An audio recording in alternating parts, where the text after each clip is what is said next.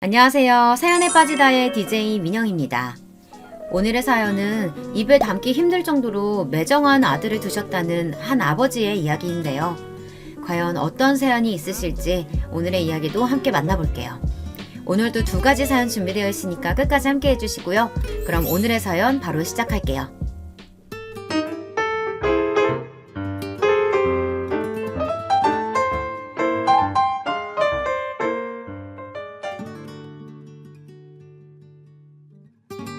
안녕하세요. 저는 올해로 80이 넘은 할아버지입니다. 제가 이 나이 먹도록 인생을 헛살았나 싶어 속상한 마음에 사연을 보냅니다. 저는 지금까지 평생 가족들만 생각하며 살았습니다.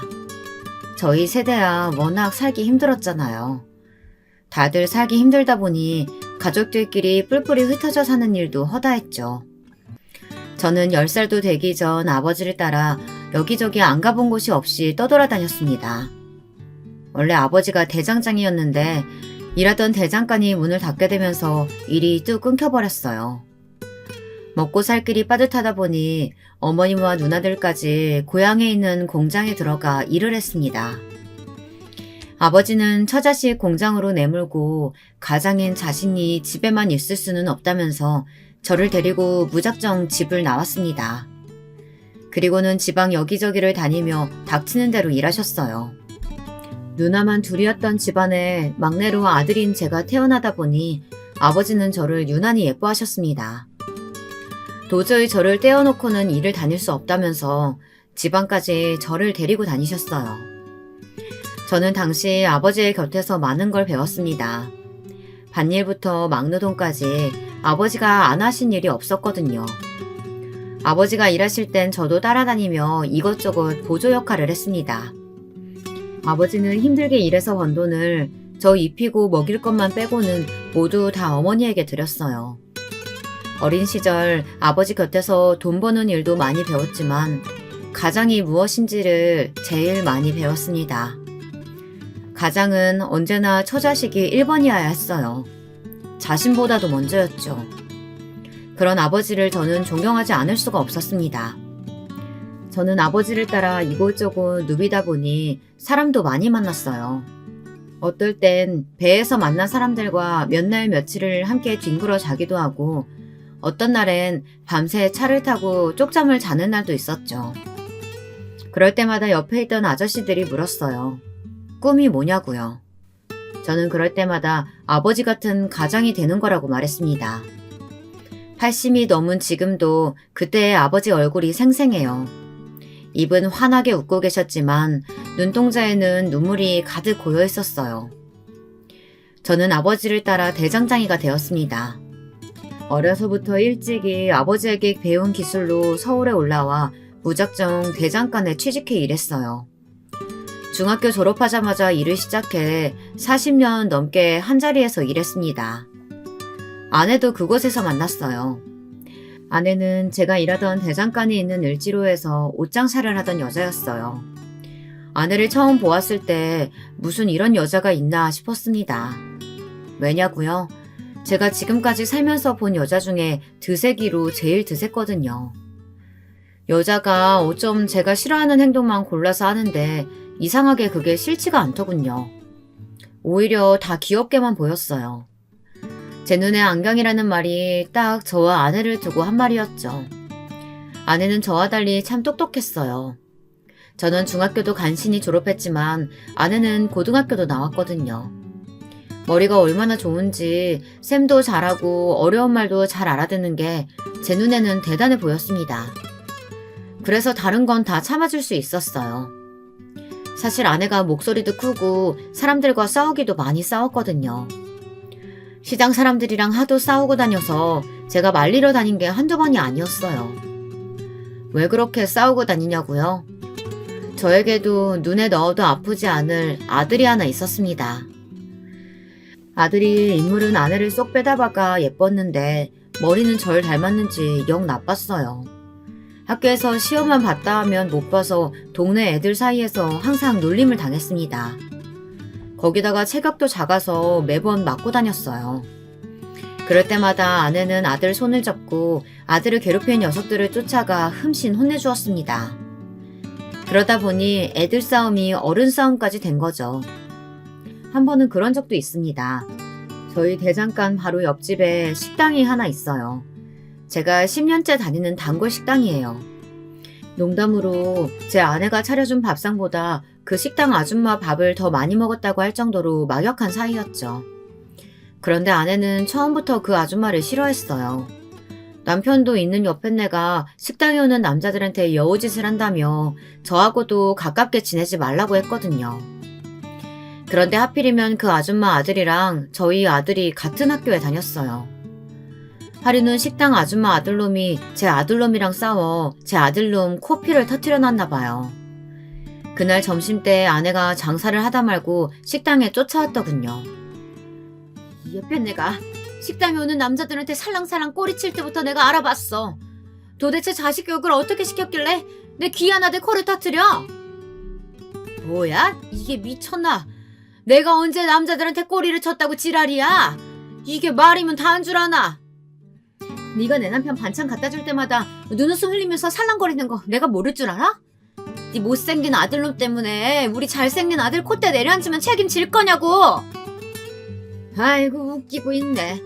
네 남편이나 네 아들이나 둘 다 두꺼비같이 생겼구만. 어디서 개소리하고 앉았어? 뭐? 개소리? 어디 한번 개소리 내는 미친년한테 당해볼래? 그날 시장 바닥 전체가 흔들릴 정도로 곡소리가 끊이질 않았습니다. 저는 아내가 막무가내로 굴 때마다 너무 힘들었어요. 오랫동안 시장에서 가게하면서 별별 일을 다 겪어서인지 젊을 때 드셌던 성격이 점점 더 불같이 변했습니다. 그냥 넘어갈 일도 아내는 잘 참지를 못했어요. 문제는 아들도 똑같이 키웠다는 겁니다. 제 아들 녀석이 어릴 때부터 체력도 약하고 공부도 잘 못했어요. 아내는 그런 아들을 강하게 키우겠다고 운동이란 운동은 다 시켰습니다. 저는 영 안 되면 대장간에서 일 가르치면 된다고 했지만 아내는 제 말을 들어주지 않았어요. 하나뿐인 아들을 우리처럼 키울 수는 없다면서 운동이든 악기든 예체능이라도 시키겠다고 버는 족족 아들에게 다 투자했죠. 아내 생각에 전부 동의한 건 아니었지만 그래도 하나뿐인 아들에게 부족한 건 없이 다 해줘야겠다는 마음만은 저도 아내와 같았습니다. 저희 아버지도 그러셨으니까요. 힘든 형편에도 제가 하고 싶다는 건 다 하게 해주시고 먹고 싶다는 건 다 사주셨어요. 누나들이 샘낼 정도로 말이죠. 그런데 그게 화근이었습니다. 저와 아내 둘 다 먹고 사느라 바빠 아들을 마냥 오냐오냐 키웠더니 아들이 어느새 망가져 있었어요. 아들의 문제를 처음 알게 된 건 저였습니다. 아들이 고등학교에 다니던 시절이었는데요. 그날도 제가 대장간에서 한참 일을 하고 있었는데 가게로 파출소에서 연락이 왔어요. 글쎄 제 아들놈이 파출소에 있다네요. 다른 학교 아이들과 싸움이 붙었는데 제 아들 녀석이 심하게 상대방 아이를 때렸다고 하더라고요. 그래서 맞은 아이 부모가 제 아들 녀석을 신고했대요. 무조건 감옥에 넣겠다고 난리가 났답니다. 저는 놀라서 한달음에 파출소로 달려갔어요. 그런데 아들에게 맞았다는 아이들의 말을 듣는데 저는 소름이 돋았습니다. 그만하라고 죽는다고 말렸는데도 제 아들놈이 멈추지 않고 때렸대요. 심지어 싸운 아이 중 한 명은 상태가 심각해 병원에 입원까지 했답니다. 저는 한숨밖에 나오질 않았어요. 거기다가 파출소에는 아들 학교 선생님까지 와 계셨습니다. 저 새끼 저거 완전 미친놈이에요. 권투 배웠다고 자랑하길래 그냥 좀 같이 놀자고 한 건데 나중에는 담뱃불까지 얼굴에 지지려고 했다니까요. 상황은 심각했습니다. 선생님 말씀이 피해자 학생 부모의 의견이 강경해서 잘못하면 학교까지 잘릴 수 있는 상황이라고 하더군요. 안 그래도 답답해 죽겠는데 아내는 파출소까지 찾아와 더 난리를 쳤습니다. 애들끼리 싸울 수도 있지. 별것도 아닌 일 가지고 애 인생을 망치려고 해요. 병원비 물어주면 되잖아요. 제가 아는 아내는 분명 셈이 빠르고 똑똑한 사람이었습니다. 그런데 언제 저렇게 무식한 여편애가 된 건지 모르겠더군요. 저는 아내를 데리고 밖으로 나왔습니다. 피해자 애들 부모한테 무릎 꿇고 사과해도 시원찮을 판에 당신 그게 지금 무슨 태도야? 옛날에 우리 애들 맞고 들어왔을 때 생각 안 나? 한 대만 맞고 와도 난리치고 쫓아가던 사람이 무식하게 왜 이래? 뭐? 무식? 중학교도 간신히 졸업한 주제에 어디서 나더러 무식이래? 당신이 무식한 대장장이니까 저 인간들이 우리 무시하고 내 아들 구치소에 쳐넣으려고 하는 거잖아. 아내와는 말이 통하질 않았습니다. 아주 아나무인이 따로 없었어요. 그래, 내가 무식하고 배운 거 없는 대장장이라 처자식 무시당하게 하는 못난 애비다. 저는 아내에게 모진 말을 퍼붓고 다시 파출소로 들어가 피해자 부모들 앞에 무릎을 꿇었습니다. 제 아들이 잘못한 건 분명하지만 이대로 고등학교도 졸업 못하게 할 수는 없었어요. 아내가 드세고 무식한 소리를 하긴 해도 다 틀린 말은 아니에요. 제 아들까지 저처럼 중졸의 대장장이로 만들 수는 없으니까요. 다행히 사건은 잘 마무리됐습니다. 학교에서도 근신을 받기는 했지만 졸업하는 데 무리는 없었어요. 그런데 저희 가정의 문제는 그때부터가 시작이었습니다. 한번 어긋나기 시작한 부부관계는 걷잡을 수 없이 나빠졌어요. 아내는 툭하면 저를 무시했습니다. 그뿐만이 아니라 뭐든 제 탓을 했어요. 당시에 저희 부모님은 고향에 살고 계셨어요. 젊어서 힘들게 모은 돈으로 오래된 집 한 채와 땅을 사 농사를 짓고 계셨죠. 아버지의 오랜 꿈이셨거든요. 젊어서 제대로 된 거처도 없이 매일 여기저기 남의 일만 하시다 보니 자기 집을 갖고 자기 땅에서 일하는 게 소원이셨어요. 그런데 아내가 그 땅이 올랐다는 소리를 어디서 듣고 와서는 그걸 가지고 괜한 꼬투리를 잡더군요. 매일 우리 아들 노래만 부르시면 뭘 해. 돈이고 땅이고 올라도 한 푼도 내주지를 않는데. 당신이 아버지께 잘 말씀드려서 땅값 올랐는데 팔아서 돈 좀 달라고 해. 아버지 땅이 내 것도 아닌데 팔긴 뭘 팔아. 당신은 평생 일만 하고 사는 내가 안쓰럽지도 않아? 우리 하나밖에 없는 아들 앞날 걱정되지도 않냐고. 20살 넘은 아들 앞날을 왜 내가 걱정해. 지금까지 먹이고 재워줬으면 앞으로는 자기가 알아서 살아야지. 아내가 뜬금없이 저희 아버지의 땅 이야기를 한 데는 다 이유가 있었습니다. 20살이 훌쩍 넘도록 제 앞가림 하나 못하는 아들 녀석 때문이었죠. 고등학교 내내 크고 작은 사고를 치고 다니던 놈은 고등학교도 간신히 졸업하더니만 몇 년째 일할 생각은 안 하고 집에서 놀고 먹고만 있었습니다. 처음엔 저도 아들에게 하고 싶은 일 있으면 말하라. 아버지가 많이는 못 도와줘도 최대한 도와주겠다고 했어요. 배우고 싶은 게 있으면 배워보라고도 했습니다. 그런데 아들놈은 아무 생각이 없었어요. 매일 양아치 같은 친구들이랑 어울려 다니면서 도대체 뭘 하고 다니는지 매일 술만 먹고 다녔습니다. 저는 그 꼴이 한심해서 절대 돈을 주지 말라고 했지만 제 말을 들을 아내가 아니었습니다. 저도 모르게 아예 생활비를 대주고 있는 것 같더군요. 저는 20년 만에 처음으로 아내와 아들에게 화를 냈어요. 그리고 엄포를 놓았습니다. 앞으로 딱 3개월만 참아줄 테니 그 안에 직장을 구해서 집을 나가라고 했어요. 그렇지 않으면 일절 지원을 끊겠다고요. 아니면 지금이라도 당장 대장간에 나와 일을 배우라고 했습니다. 그러면 제가 월급은 주겠다고요. 저라고 하나밖에 없는 아들한테 모진 소리 하고 싶었겠습니까? 그런데 정말 아들 녀석 얼굴만 보면 답이 보이질 않았어요. 다 제가 못나서 잘못 키운 탓이겠지만 어쩜 저렇게 생각이 없고 철이 없나 싶어 속이 터졌습니다. 거기다가 그런 아들놈을 싸고 드는 아내도 미웠어요. 하루 종일 새냄새 맡아가며 고생하는 남편은 둘째치고 아들놈 편만 드니까요. 제가 생각한 가정은 이런 게 아니었어요. 어린 시절 저희 부모님은 항상 떨어져 지내셨습니다. 그런데도 오랜만에 만나면 항상 가슴이 벅차오를 정도로 서로를 아끼셨어요. 제가 꿈꿔온 가정은 현실이 아무리 고단하고 힘들어도 함께 있으면 언제나 서로를 응원하고 힘이 되어주는 거였습니다. 그런데 저와 아내는 매일 붙어 있어도 서로를 미워하고 탓하기만 했습니다. 아들도 마찬가지였고요. 아들은 제 엄포에도 변하질 않았어요. 오히려 더 못나게 굴었죠. 저는 죽어도 대장간에서는 일 안 해요. 제가 그렇게 힘든 일을 어떻게 하겠어요? 처음부터 잘하는 사람이 어딨어. 아버지가 옆에서 잘 가르쳐 줄 테니까 천천히 해보자. 이게 보기에는 어려워 보여도 한번 배워두면 평생은 먹고 살아. 저는 어떻게든 아들에게 산을 고실은 하게 살게 하고 싶어서 어르고 달랬습니다. 차라리 우리 대장간 그만두고 그 돈으로 큰 가게 하나 차리는 거 어때요? 고급 레스토랑이나 술집 같은 거요. 저한테 기회 주시면 제가 잘해볼게요. 혹시 알아요? 제가 잘 돼서 어머니 아버지 둘 다 일 그만두고 호강하실지? 아들놈은 겉만 번지르르 하고 뜬구름 잡는 이야기만 해댔습니다. 주방에 한번 들어가 본 적도 없는 놈이 도대체 레스토랑은 어떻게 하겠다는 건지 모르겠습니다. 거기다가 잠도 많아서 새벽에 일어나지도 못하는 게 무슨 술집을 하겠다는 건지 이해할 수가 없었죠.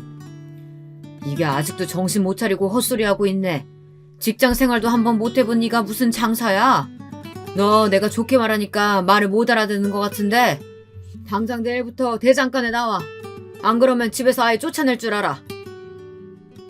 당시에 고향에 계신 아버지도 건강이 좋지 않아 저는 이래저래 싱숭생숭했습니다. 어머니가 아버지 때문에 힘들어 하셨거든요. 그런데 그 와중에 아들놈이 또 사고를 쳤습니다. 이번엔 아예 집을 나가버렸어요. 그때는 카드고 뭐고 없을 때라 뭐든지 다 현금만 가지고 다니던 시대예요. 큰돈이 들어갈 일이 있으면 가방에 돈을 넣어 품에 꼭 안고 다녔습니다. 그때 아버지께서 큰 수술을 받게 돼서 저희 서울집에 와 계실 때였어요. 급하게 병원비 낼 돈이랑 거래처에 줘야 할 돈이 있어서 현금을 많이 찾아 가방에 넣어뒀었어요. 그런데 이 아들놈의 새끼가 그걸 어떻게 알고 제 가방을 들고 집을 나갔습니다. 상놈도 이런 상놈이 없어요. 그때 힘들었던 걸 생각하면 지금도 자다가 벌떡벌떡 일어날 정도입니다. 아버지는 수술을 받고 중환자실에 누워 계시는데 돈 가지고 나간 아들놈은 도대체 어디 있는지 연락도 안 되고 속이 터지더군요. 아내도 아들이 어디 있는지 전혀 모른다며 딱 잡아댔어요. 저는 혼자 돈을 구하러 여기저기 백방으로 돌아다녔습니다. 아버지 병원비도 문제였지만 제 가게에도 들어갈 돈이 많았으니까요. 저는 하다하다 누나들에게까지 돈을 빌리러 갔습니다.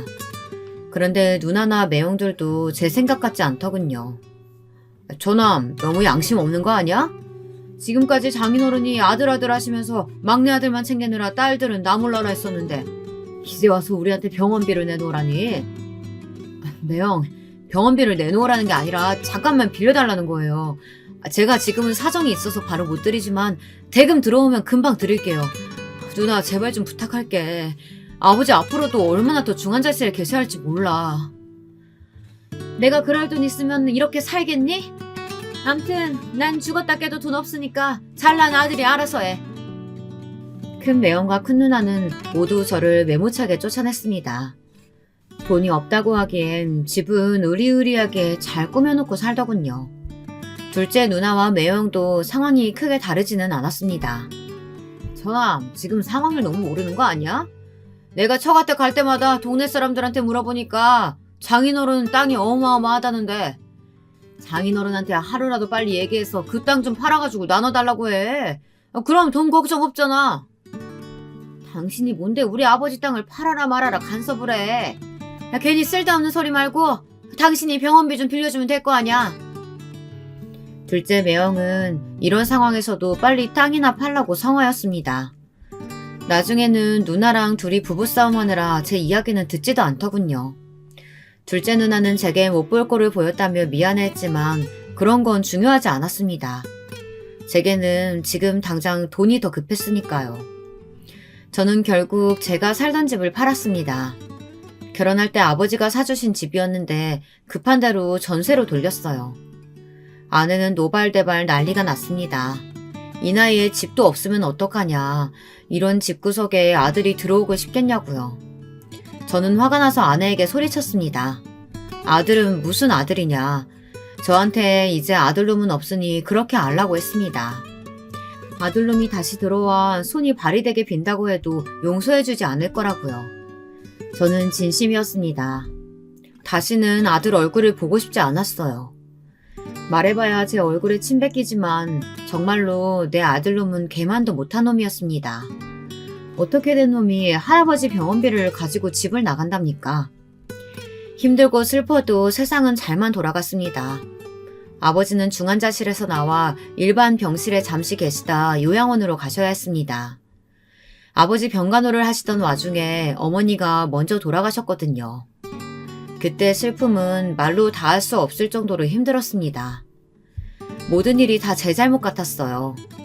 어머니가 그 정도로 힘든 줄도 모르고 저는 먹고 살기 바쁘다는 핑계로 신경도 못 썼거든요. 어머니가 돌아가시고 아버지를 요양원으로 모시고 나니 더 큰 산이 기다리고 있었습니다.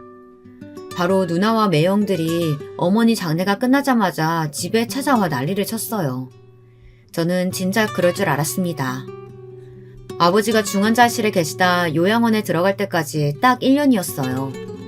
길다면 길고 짧다면 짧은 그 시간 동안 어머니를 저희 집에 모시고 있었습니다. 사실 어머니야 집에서 잠만 자고 나가셔서 아버지 병간호 하시기 바빴죠. 그랬으니 병도 나신 거고요. 저는 하루하루 늘어나는 병원비를 대느라 허리가 휘었습니다. 그때 누나들은 일절 신경 쓰지 않았어요. 심지어 어머니고 저한테 전화 한 통 안 했습니다. 저는 그러려니 했어요. 그런 일에 신경 쓸 정신이 없었거든요. 하지만 아내는 달랐습니다. 아내는 저더러 바보 천체 병신이라고 했어요. 시아버지가 땅 좀 있다는 말에 홀랑 넘어가 시집와서 아들까지 낳아줬더니만 그놈의 잘난 땅은 구경도 못 해보고 이제는 시어머니까지 모시고 살면서 평생 남은 때 옷이나 팔다 뒤지가 생겼네. 아내가 말은 험하게 하지만 저는 항상 고마웠습니다. 저 하나 보고 시집와서 지금까지 평생 고생만 하고 살았거든요. 어머니가 돌아가실 때까지 모시고 살며 저보다 더 살뜰하게 저희 어머니를 챙겼어요. 아들놈은 제멋대로 집을 나가버렸고 생활은 밑 빠진 독처럼 버는 족족 병원비를 갖다 주느라 힘들었습니다. 아내는 툴툴거리면서도 항상 제 옆에 있어줬어요. 그런 아내에게 저는 또 미안한 일을 해야 했습니다. 어머니께서 저희 집에 들어와 사시게 되며 마음이 불편하셨는지 땅과 집, 재산을 모두 다 정리해 저에게 주신다고 했습니다. 아들이라서만이 아니라 지금까지 평생 자식 노릇한 건 저밖에 없으니 저한테 주신다고 했죠. 아내는 너무 좋아했지만 저는 그러지 마시라고 했어요. 어머니 아버지가 평생 힘들게 버신 건데 저 혼자 다 받을 수는 없어요. 지금이야 어떻든 어려서부터 누나들도 고생 많이 했으니까 누나들이랑 똑같이 나눠서 주세요. 누나랑 매형들에게는 미리 말하지 않았지만 저는 진작 아버지 어머니의 재산을 물려받았고 만약 두 분 중 한 분이라도 돌아가시면 누나들에게 똑같이 나눠주겠다고 미리 말씀드렸어요. 어차피 부모님 재산을 제가 다 물려받았다고 하면 절대 가만히 있을 사람들도 아니니까요. 어머니가 돌아가시자마자 찾아온 누나와 매형들은 제 이야기를 듣고 나서야 한결 가벼워진 얼굴들로 돌아갔습니다. 아내는 저를 답답해했지만 이내 제가 혼자 방에 앉아 우는 모습을 보더니 더는 말하지 않았어요.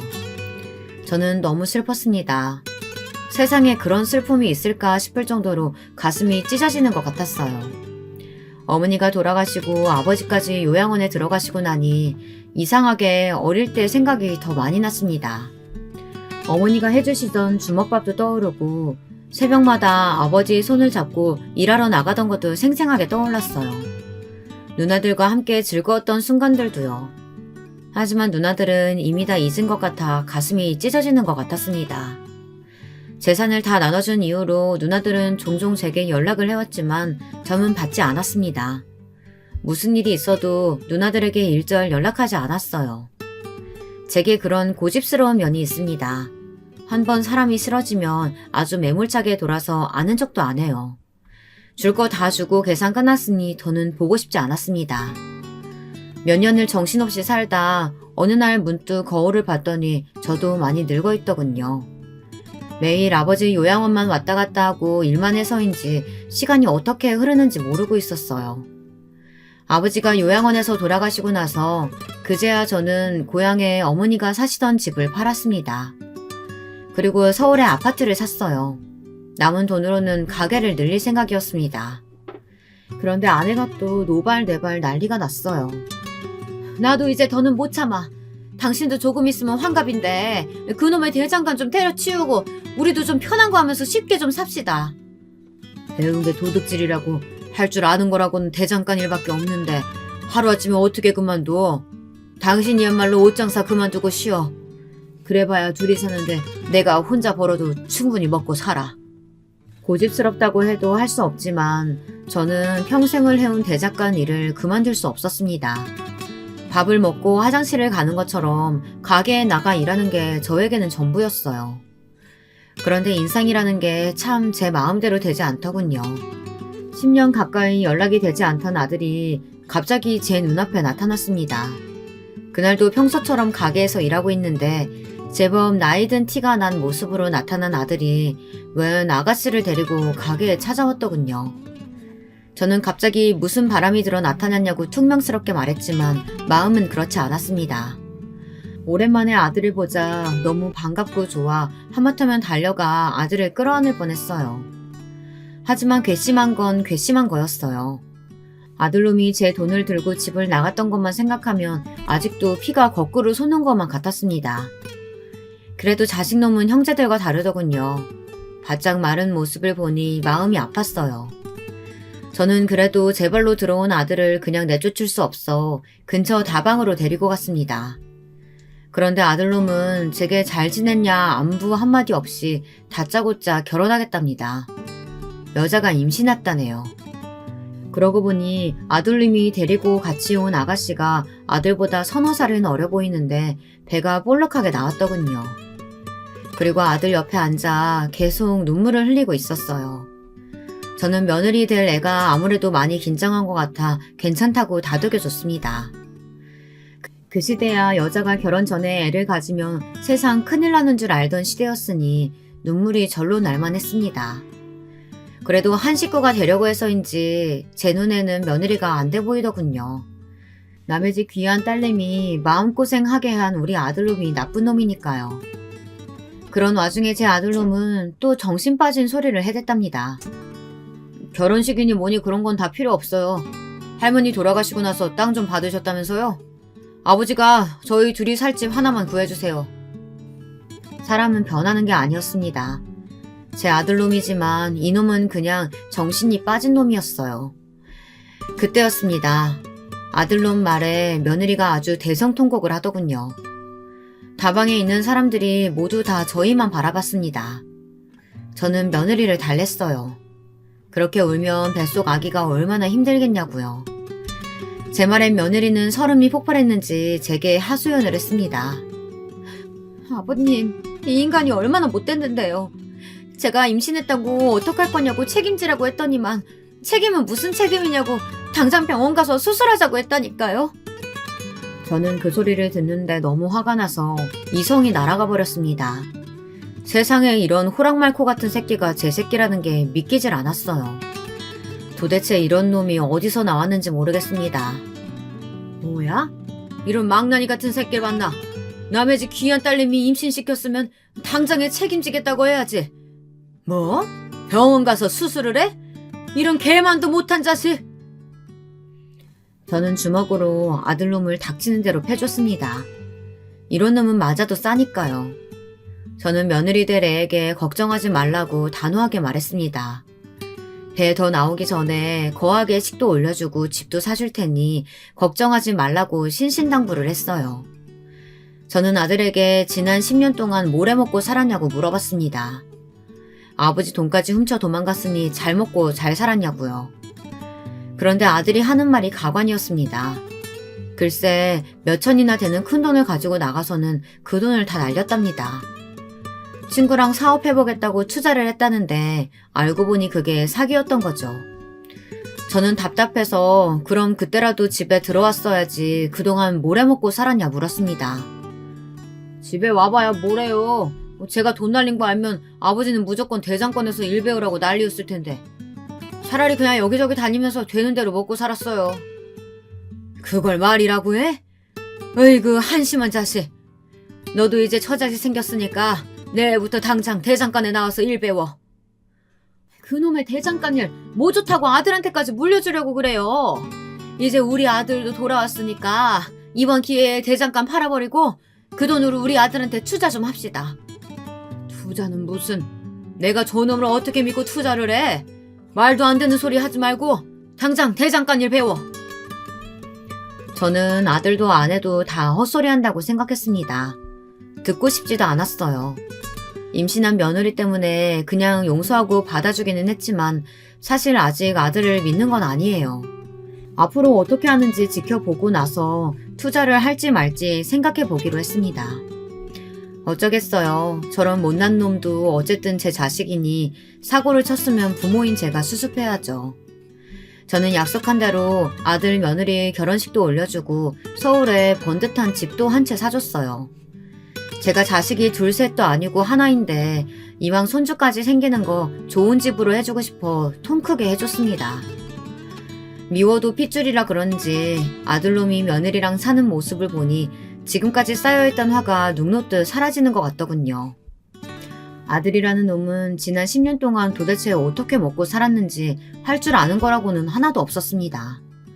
제가 일 안 하면 한 푼도 도와주지 않겠다고 해서 억지로 대장간에 나오기는 했지만 써먹을 데가 없었습니다. 거기다가 못 본 새에 나쁜 건 다 배웠더군요. 어느 날이었어요. 아침에 출근해서 일 좀 하려고 하면 아들놈은 툭하면 사라졌습니다. 처음엔 대장간이 답답해서 나갔나 보다 했는데 시간이 지날수록 이상했어요. 아들이 나갈 때마다 금고에 돈이 슬쩍슬쩍 비는 게 보였거든요. 그래서 하루는 제가 아들 뒤를 밟았습니다. 도대체 어디를 싸돌아다니나 싶어서요. 그런데 이놈의 새끼가 진짜 별짓을 다 하고 다니더군요. 언제 또 알았는지 시장 골목에 아저씨들끼리 모여 화투나 카드를 치는 하우스 같은 곳이 있었는데요. 이 새끼가 거길 드나들더라고요. 아무리 철이 없어도 그렇지 이제 처자식도 있는 가장이 어쩜 저렇게 정신을 못 차리나 싶었습니다. 저는 당장 따라 들어가 귀때기를 잡아 끌고 나왔어요. 이 한심한 놈아, 30도 훨씬 넘은 놈이 아버지 돈에 손대는 것도 모자라서 이제는 도박까지 해? 너 도대체 언제 정신 차릴래? 내가 우리 며느리 보기 창피해서 살 수가 없다. 아파요. 그러니까 대장간 말고 제가 할 만한 일을 좀 하게 해달라니까요. 너 같은 놈이 할 일이 세상에 어딨어? 이 자식아 제발 좀 정신 좀 차려라. 아들놈만 보면 속이 뒤집혔습니다. 그나마 다행인 건 며느리가 똘똘하다는 거예요. 아들놈이 그래도 여자 보는 눈은 있었습니다. 며느리가 임신하기 전에 미용실에서 일했대요. 미용실에 제법 며느리의 단골 손님이 많았다더군요. 제가 옆에서 봐도 애가 싹싹하니 성격도 밝아 가게를 하면 잘할 것 같기는 했습니다. 그래서 저는 몇 개월을 고민하다 아들과 며느리를 불러놓고 말했습니다. 제 아들놈은 영 돈 버는데 소질이 없으니 며느리만 괜찮다면 제가 미용실 하나 내주겠다고 했어요. 당연히 아들놈은 눈을 부라리며 난리를 쳤지만 며느리는 좋아했습니다. 그런데 아내가 시어머니 노릇을 하더군요. 멀쩡히 집에서 노는 아들 놔두고 곧 아기 낳을 며느리한테 미용실 차려주면 아기는 누구더러 키우라는 거예요. 누가 키우긴 누가 키워. 돈 못 버는 놈이 키워야지. 하나밖에 없는 아들한테 집에서 애나 보라고 하는 게 말이 돼요? 당신 정말 이런 식으로 나올 거야? 물려받은 땅 계속 손에 쥐고 있으면 뭘 해?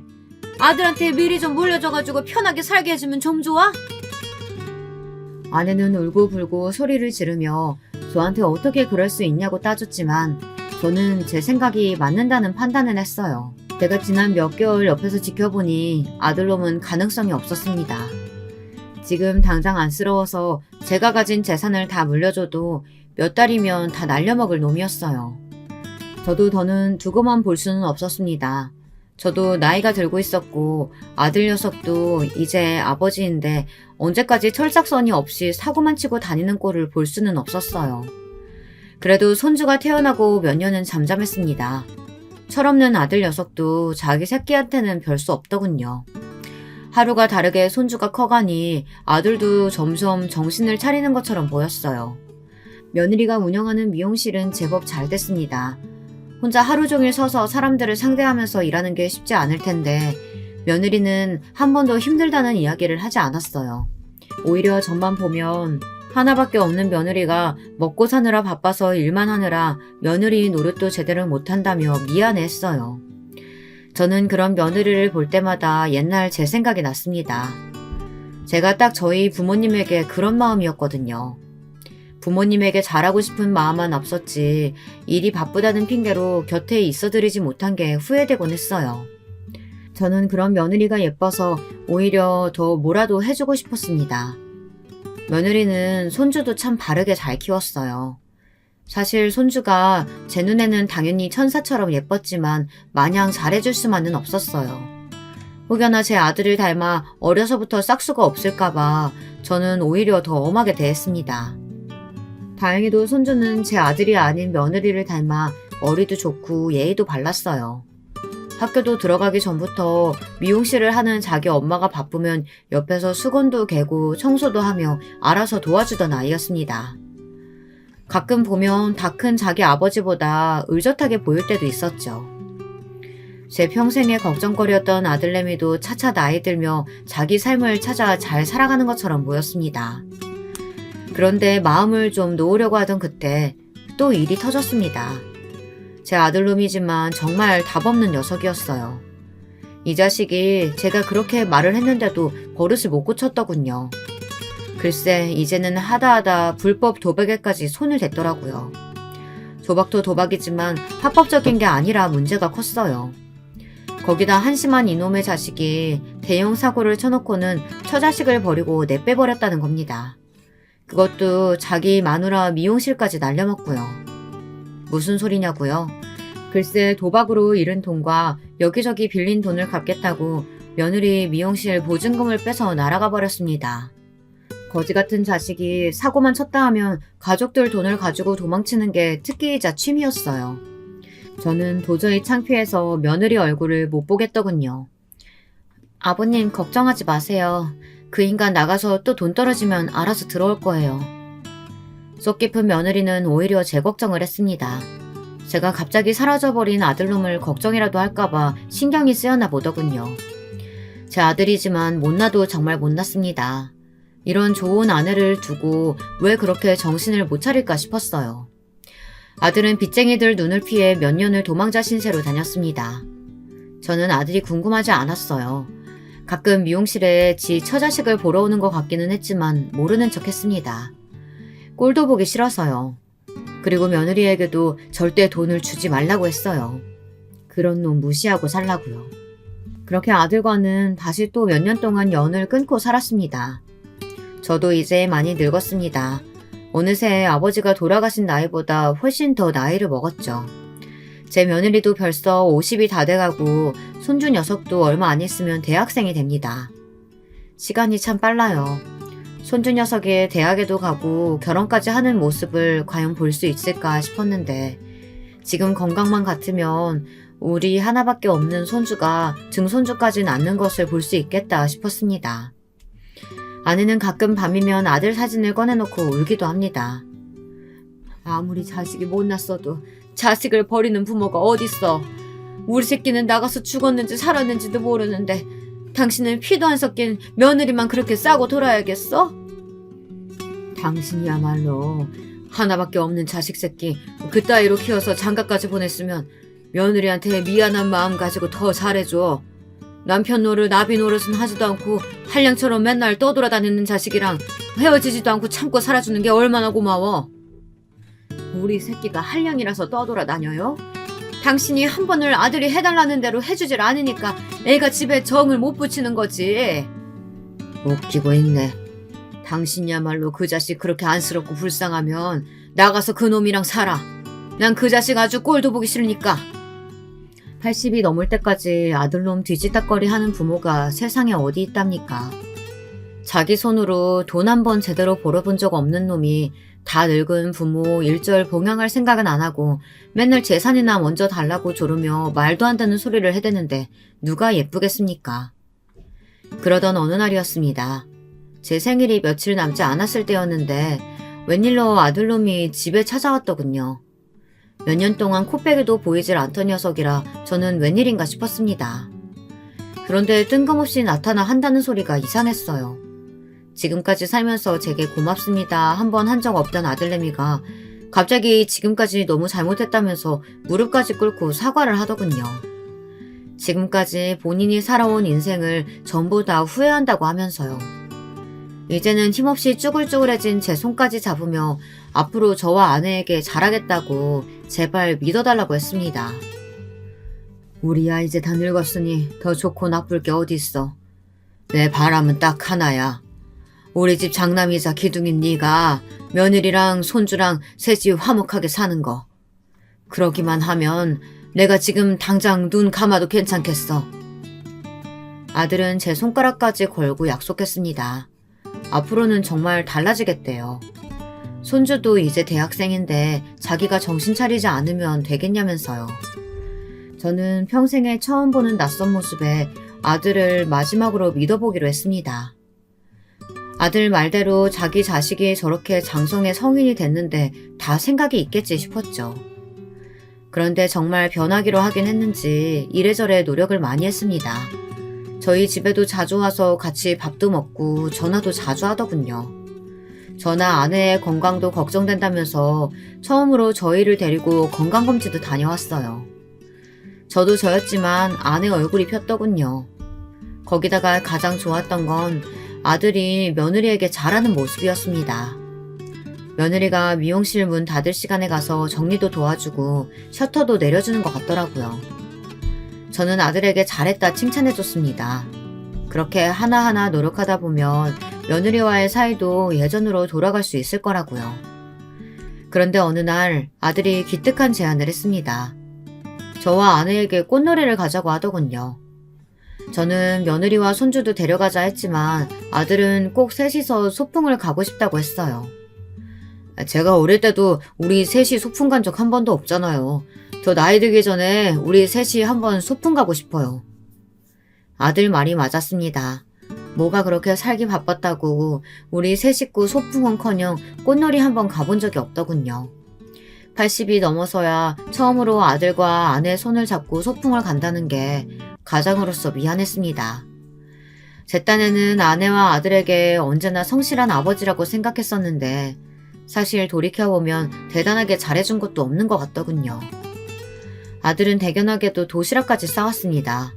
저와 아내를 주겠다고 과일까지 예쁘게 잘라 먹기 좋게 해왔더라고요. 정말 오랜만에 바람도 쐬고 꽃놀이도 실컷 했습니다. 그런데 그때 제 핸드폰이 울렸어요. 메시지 한 통이 왔는데 손주가 보낸 메시지더군요. 저는 반가워서 바로 메시지를 확인했습니다. 꽃놀이 왔는데 너무 좋다고 다음에 꼭 같이 오자고 말할 생각이었죠. 그런데 손주의 메시지 내용이 충격적이었어요.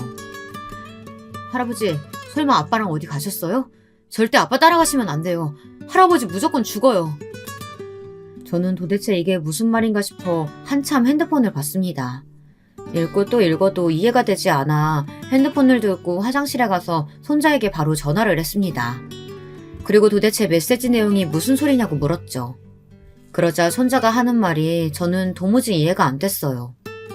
할아버지, 그게 사실은 아빠가 내내 제 컴퓨터를 썼는데요. 검색창에 이상한 게 있어요.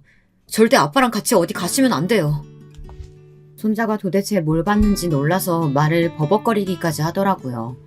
저는 우선 손자부터 다독여 진정시켜야 할 것 같아 차분하게 말해보라고 했습니다.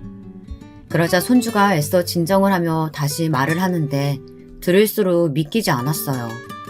손주 컴퓨터 검색창에 아들이 수면제 구입 방법, 교통사고 사망 시 보험금 수령 금액, 교통사고 중 운전자만 생존 등등 교통사고에 대한 내용과 부모가 사망 시 자녀에게 재산 상속이 어떤 식으로 지급되는지도 계속해서 검색했답니다. 손주 목소리는 계속해서 떨렸습니다. 저는 손주에게 너무 미안해 알겠다고 할아버지 아무 일도 없을 거니까 걱정하지 말라고 했습니다.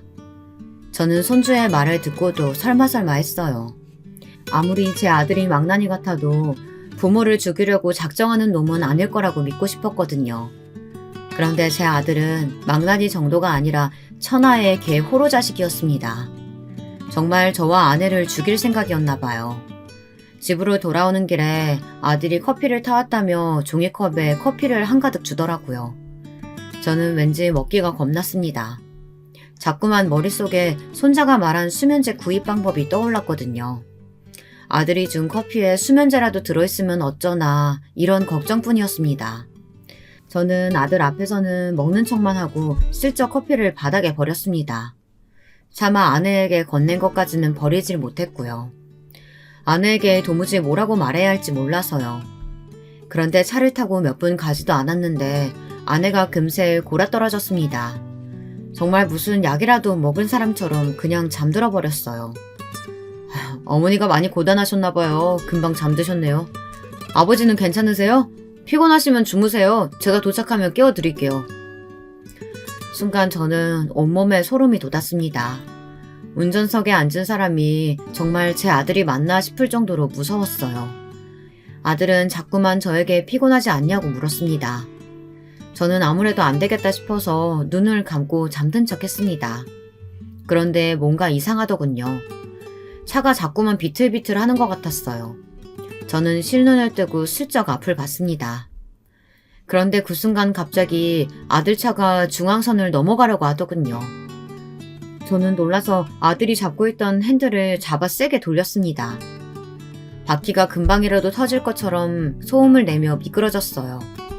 제가 빠르게 핸들을 돌린 덕분에 다행히 사고는 면했지만 차가 갓길로 미끄러져 중앙분리대에 부딪혔습니다.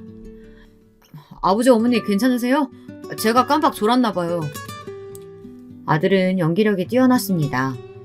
정말 자기가 졸음 운전을 해서 실수로 중앙선을 넘은 것처럼 굴더군요. 그 난리가 났는데도 아내는 비몽사몽 눈을 제대로 뜨지를 못했어요. 제 아내는 밖에서 비 오는 소리만 나도 잠이 깰 정도로 장기가 밝은 사람이에요. 아무리 피곤하다고 해도 이 정도로 정신을 못 차릴 사람이 아니었습니다. 저는 그 순간 확신했습니다. 제 아들놈이 드디어 정신이 나갔구나 라는 걸요. 저는 그날 아들 앞에서는 한마디도 하지 않았습니다. 오히려 다 늙은 부모 챙기느라 고생 많았다 등을 토닥여줬습니다.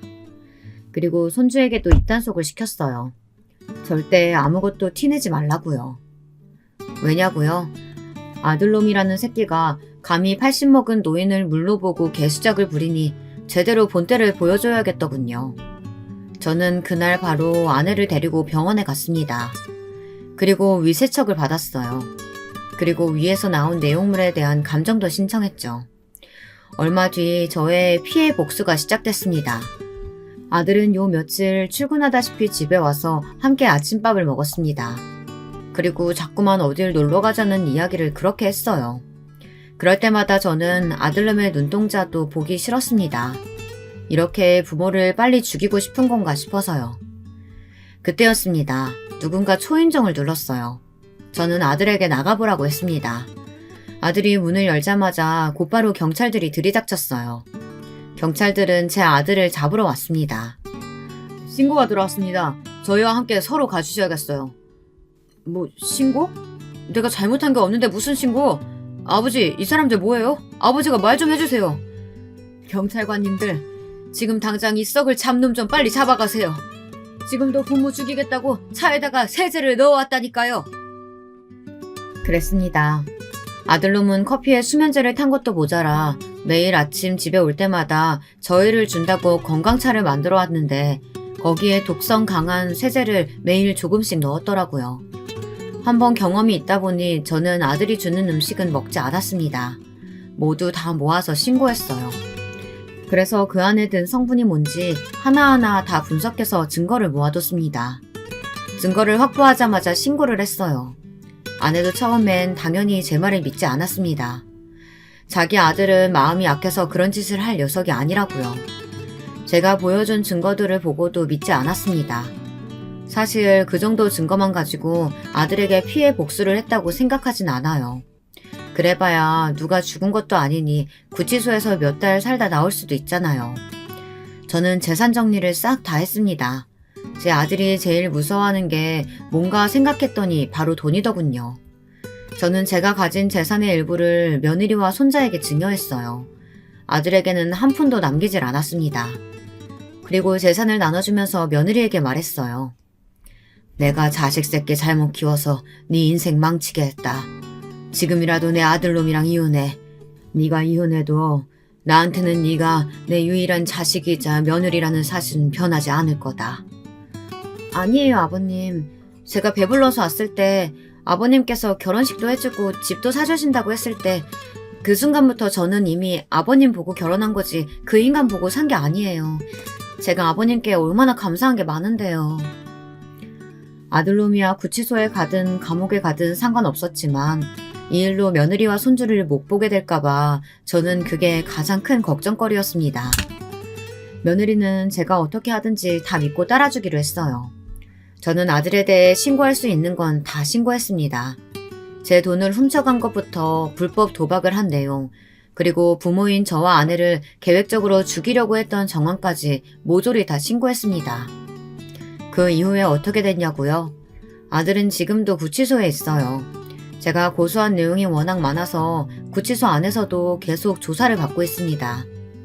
그리고 수많은 고소장들 사이에 제가 쓴 편지도 한 통 넣었어요. 범죄자 새끼에게는 10원도 한 푼 줄 수 없어서 네 이름은 호적에서 아예 파버렸으니까 절대 우리 가족 앞에 나타날 생각하지 마라. 혹여나 내 말 무시하고 내 며느리나 손주 앞에 나타날 날에는 내가 가진 모든 걸 걸어서라도 다시 감옥에 넣어버릴 거다. 변호사 말이 아들은 교도소에서 한 4, 5년은 있다 나올 것 같다고 하더군요. 무슨 법이 부모를 죽이려고 한 자식 새끼를 멀쩡히 살려두는 건지 모르겠지만 어쨌든 저는 제 아들 새끼는 이미 죽었다고 생각하고 살기로 했습니다. 사실 꽃놀이를 다녀오던 그날 차 안에서 제 아들놈은 이미 죽은 거나 다름없으니까요. 아내는 충격에서 아직 벗어나지 못하고 있지만 저와 며느리가 옆에서 잘 챙기고 있습니다. 손주도 대학 다니며 열심히 살고 있고요. 못난 자식 하나 때문에 평생을 마음 졸이며 살았지만 앞으로 얼마나 남아있을지도 모를 제 인생은 제가 아끼는 사람들만 생각하며 살기로 했습니다. 여러분도 자식 걱정만 너무 하지 마시고 스스로를 돌보며 사시길 바라겠습니다. 지금까지 저의 기나긴 인생 이야기 들어주셔서 감사합니다. 안녕하세요. 전 오늘 저의 인생에서 가장 속상했던 이야기를 한번 해보려 합니다. 누구에게도 속 시원히 하지 못했던 서러운 제 시집살이 이야기예요. 먼저 저의 어린 시절에 대해 말씀을 드리자면 전 바닷가가 있는 큰 도시에서 자라났습니다. 아버지는 해산물 시장에서 일을 하셨어요. 바로 바닷가에서 유명한 품목인 어묵을 만드는 일이었습니다. 오늘날에는 여러 어묵 브랜드들도 생기고 했지만 아버지가 일을 하실 당시에만 해도 그냥 시장에서 조기, 전갱이, 갈치 등의 생선살을 치대어 밀가루와 함께 사람이 일일이 튀기는 방식이었다고 해요. 채소도 조금 넣고요. 튀긴 음식이라 보관이 용이하고 먹으면 배도 든든해서 아버지의 장사는 제법 잘 되었다고 합니다. 저희가 살던 도시가 워낙 어묵으로 유명한 지역이기도 했고요. 시간이 지날수록 직원들을 차차 늘리고 직원들이 빠른 손놀림으로 일을 했지만 1980년대에 들어 도시화를 겪으면서 아버지는 나름 공장시설을 도입하시게 되었습니다. 좀 더 효율적으로 생산을 해보고 싶으셨던 거죠. 물론 시설을 갖추는데 돈은 많이 들었지만 그래도 새로운 시도였고 그만큼 장사는 더 자리를 잡아갔습니다. 이런 집에서 1남 2녀 중 막내로 태어난 저는 아버지의 덕분으로 유복하게 어린 시절을 보냈습니다. 크게 부족한 것이 없었고 그저 달리기 하는 것을 좋아하는 말괄량이 소녀였죠. 어린 시절 매일 하라는 공부는 하지 않고 아버지 공장으로 놀러 갔는데 저는 공부보다 뭔가 공장 돌아가는 것을 보는 것이 재미있었어요. 많은 생선의 살들이 여러 과정을 거쳐 제가 좋아하는 맛있는 어묵튀김으로 변하는 것이 너무나 신기했거든요. 아버지도 재미있어 하는 저를 굳이 오지 말라고 말리지 않으셨죠. 그리고 항상 퇴근하시는 길에 쫄래쫄래 따라가는 저에게 제일 큰 어묵 하나를 먹으라고 쥐어주시곤 했어요. 그 어묵은 아버지가 손수 방금 튀긴 것이었어요. 그렇게 아버지와 함께 저녁 노을을 보며 집으로 돌아오면 항상 어머니는 맛있는 반찬을 한 상 가득 차려놓고 아버지와 저를 기다리고 계셨죠. 고등학교를 졸업하고 저는 당연히 대학을 진학하는 오빠와 언니 뒤를 따르지 않고 아버지께 공장에서 일을 배워보고 싶다고 말씀드렸어요. 대학이야 필요하면 나중에 갈 테니 우선 어묵을 만드는 방법을 배우고 싶다고 말이죠. 그때는 왜 그랬는지 공장 직원분들과도 너무 친하고 그래서였는지 대학을 가는 것보다 공장에서 어묵을 만들며 아버지를 돕고 싶더라고요. 당연히 아버지는 무슨 소리냐며 처음에는 역정을 내셨지만 저는 고집을 부렸습니다. 어묵 만드는 것 좀 배워보고 그냥 월급 많이 안 주셔도 되니까 재미삼아 왔다 갔다 하겠다고요. 그렇게 저는 얼른 대학 가고 좋은 집에 시집 가야지 라는 소리를 귓등으로 들으면서 20살부터 공장으로 출근을 했습니다. 그런데 그러다가 아버지의 사업이 힘들어졌습니다. 아무래도 IMF의 여파가 있었죠. 그 시기를 어떻게 잘 넘기나 싶었다가 아버지는 그만 공장까지 남에게 넘기게 되어 다른 어묵 공장으로 취직을 하시게 된 것이죠. 오빠와 언니는 대학을 다 졸업해갈 무렵이었는데 상황이 그렇게 되어버리자 대학을 가지 않고 아빠 공장 일을 돕던 저는 하루아침에 고졸의 무직자가 되어버렸습니다. 저 역시 일단 할 줄 아는 게 어묵 만드는 일이다 보니 어묵 공장에 들어가서 일을 하게 되었죠. 부모님은 저의 상황에 대해 많이 안타까워하시며 조금만 상황이 나아지면 바로 대학 갈 준비를 하라고 재수학원에 보내줄 테니 조금만 기다리라고 하셨어요. 저는 그렇게 몇 년을 어묵 공장에서 일을 하게 되었습니다. 그러던 어느 날 저에게 사랑이 찾아왔어요.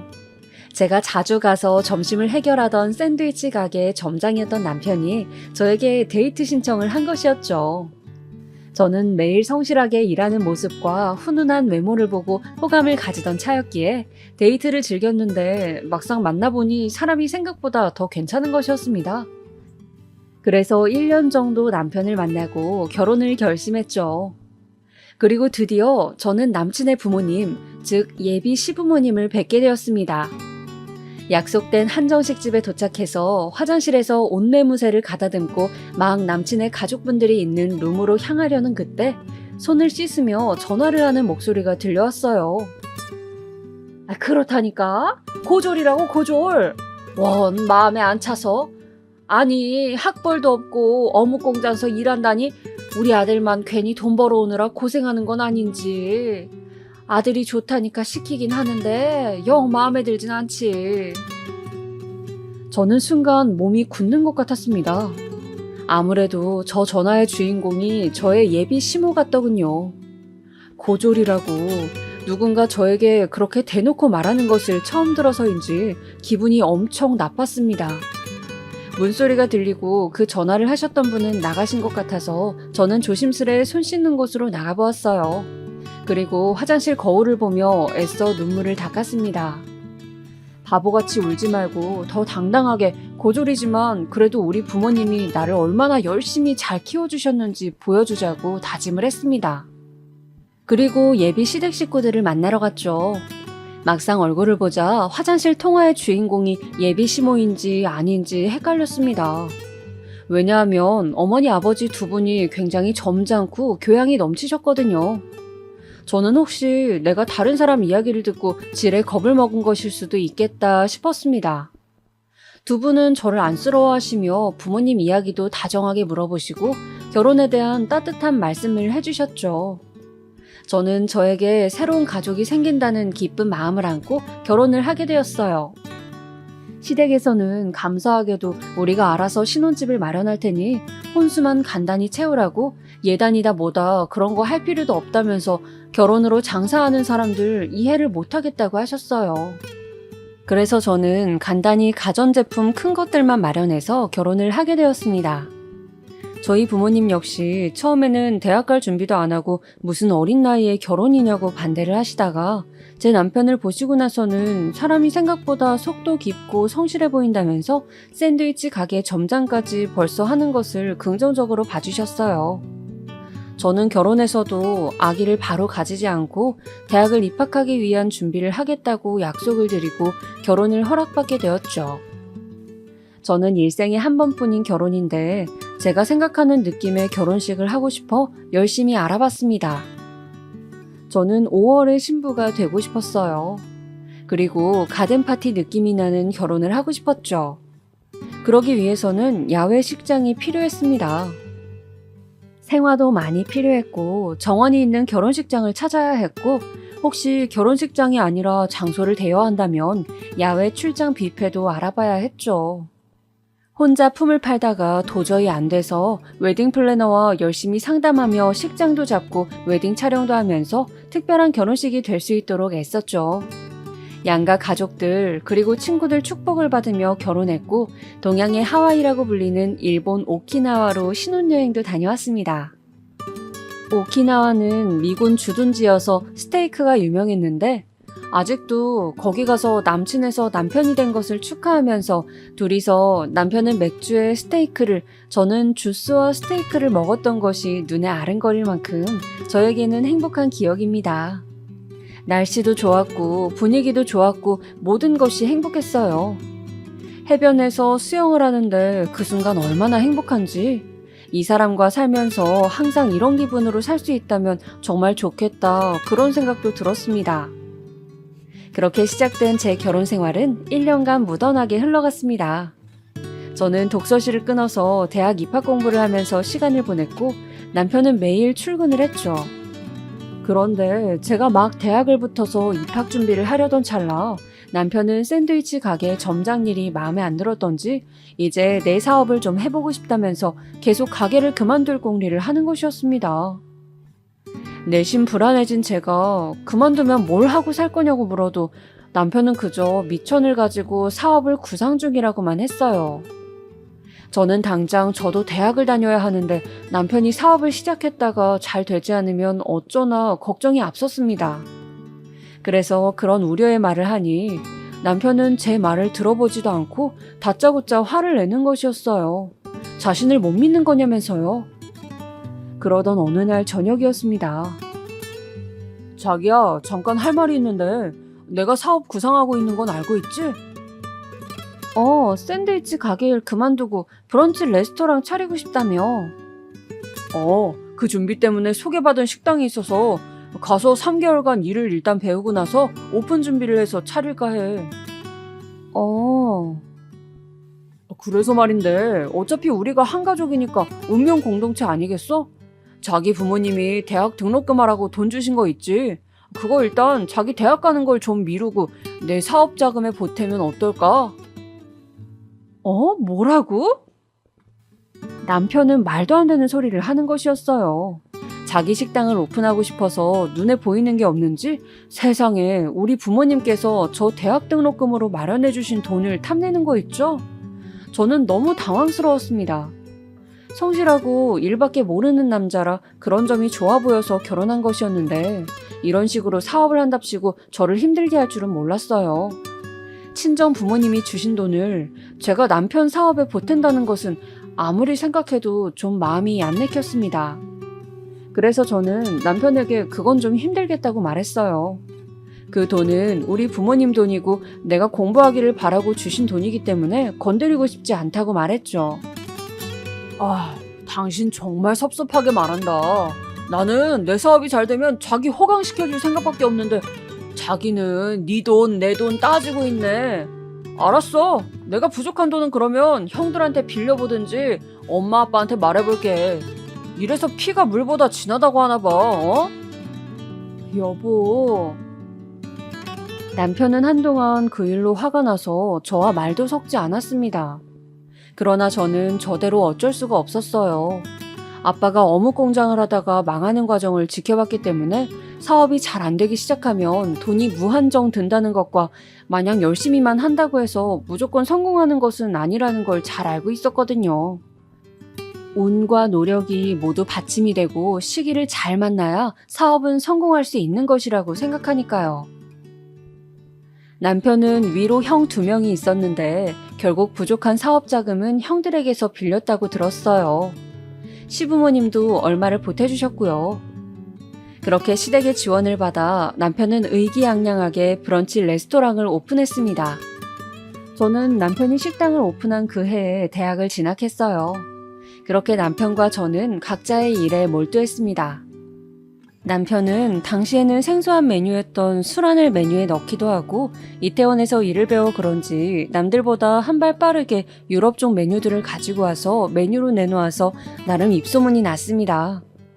그렇게 다양한 메뉴들을 선보이다가 남편이 만든 수제버거가 너무 반응이 좋아서 수제버거 전문점으로 가게 컨셉을 바꿨어요. 그때는 몰랐죠. 이게 문제의 발단이 될 줄은. 혹시 맥도날드 버거병이라고 들어보셨나요? 만 4세 여아가 용혈성 요독 증후군이라는 병에 걸렸는데 그 부모가 발병의 원인이 당일 먹은 햄버거라고 주장하며 맥도날드를 고소하여 논란이 된 사건인데요. 여자아이가 걸린 이 병은 신장 이식이 필요할 정도로 생명에 지장을 주는 병이라고 하는데 당시 맥도날드에게 덜 구워진 패티 때문에 병에 걸렸다고 언론에서 대대적으로 보도를 했습니다. 갑자기 이 이야기가 왜 나오냐고요? 저희 남편의 가게는 수제버거 가게였죠. 가게의 매출은 이 뉴스가 나오기 시작하면서 급격히 감소하기 시작했습니다. 사람들이 버거 자체를 기피하기 시작한 거였죠. 뉴스에서도 확실하게 햄버거 때문에 병에 걸린 것인지 아닌지 모르겠다고 하는데 여론이 무척 안 좋아지면서 사람들은 아예 버거 가게 자체를 방문하지 않게 되었습니다. 여러 대출을 끼고 시댁 식구들의 돈을 빌려 사업을 시작해 겨우 자리를 잡아가고 있던 차에 이런 일이 터져버려 남편은 그야말로 멘붕에 빠졌죠. 어떻게든 돈을 벌어보려고 다른 아르바이트를 시작하고 아등바등 노력하던 남편은 결국 시댁 식구들뿐만 아니라 주변 친구들 돈까지 다 여기저기서 빌리고 제2금융권 그리고 사채까지 손을 뻗치게 되었습니다. 어떻게 해서든 가게를 접지 않고 끌고 가다 보면 상황이 좋아질 것이라 여겼기 때문이죠. 저희가 살던 집도 담보를 잡힌 것은 당연하고요. 그러나 햄버거병의 여파는 생각보다 길었습니다. 그 고통의 시간 동안 남편은 빚이 그렇게 쌓여간다는 것을 저에게도 말하지 않은 채 혼자 머리를 부여잡고 끙끙대며 밤마다 소주를 마셨어요. 안주도 없이 깡소주를요. 그러다가 어느 날 아침 달랑 편지 한 장을 남겨두고 남편은 헛개비처럼 사라져버렸습니다.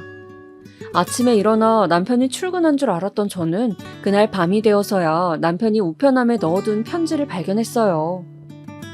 자기야, 나 아무래도 빚 때문에 도저히 안 될 것 같아. 아는 분이 돈벌이 할 수 있는 일을 소개해 주신다니까 좀 멀리 다녀올게. 배를 탈 수도 있을 것 같고. 아무튼 너무 걱정하지 마.